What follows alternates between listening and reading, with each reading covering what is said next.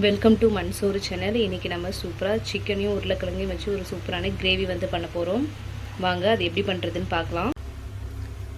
ஒரு பேனில் நம்ம 3 டேபிள் ஸ்பூன் அளவுக்கு எண்ணெய் வந்து ஆட் பண்ணிக்கலாம். எண்ணெய் வந்து நமக்கு நல்லா சூடானதும் இதில் 1/4 ஸ்பூன் அளவுக்கு சோம்பு வந்து எடுத்திருக்கேன். அதையும் வந்து நம்ம இதில் ஆட் பண்ணிக்கலாம். சோம்பு வந்து நல்லா இது மாதிரி பொரிஞ்சு வரணும். இது மாதிரி பொரிஞ்சு வரும் பொழுது நான் வந்து 2 பெரிய சைஸ் வெங்காயம் வந்து சின்ன சின்ன நீல வாக்கில் கட் பண்ணியிருக்கேன். அதை இதில் ஆட் பண்ணிடலாம்.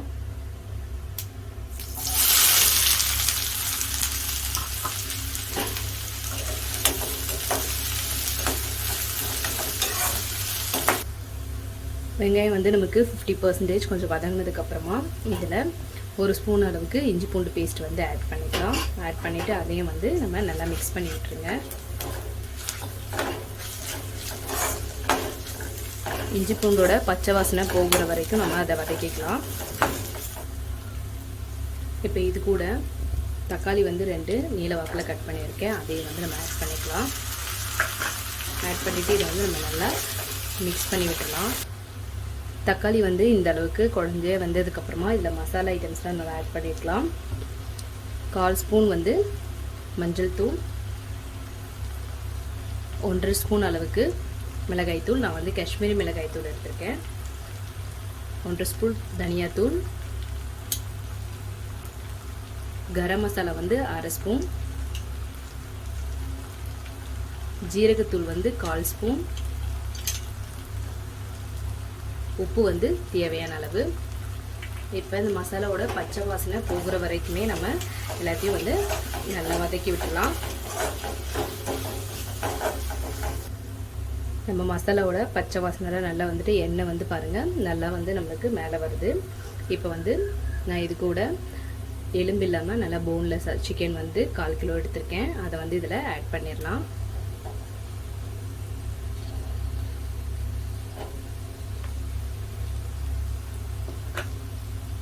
இப்போ இது கூடவே நான் மீடியம் சைஸ் உருளைக்கிழங்கு வந்து தோல் சீவிட்டு அதே வந்து இது மாதிரி சின்ன சின்ன துண்டுகளாக வந்து நறுக்கியிருக்கேன்.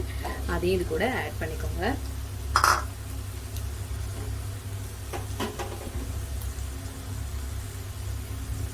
ஆட் பண்ணிவிட்டு இதை வந்து நம்ம நல்லா மிக்ஸ் பண்ணி விடலாம்.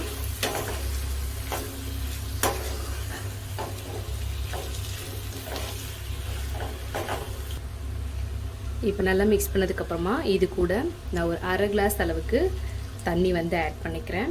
ஆட் பண்ணிவிட்டு நல்லா மிக்ஸ் பண்ணி விட்டுடலாம்.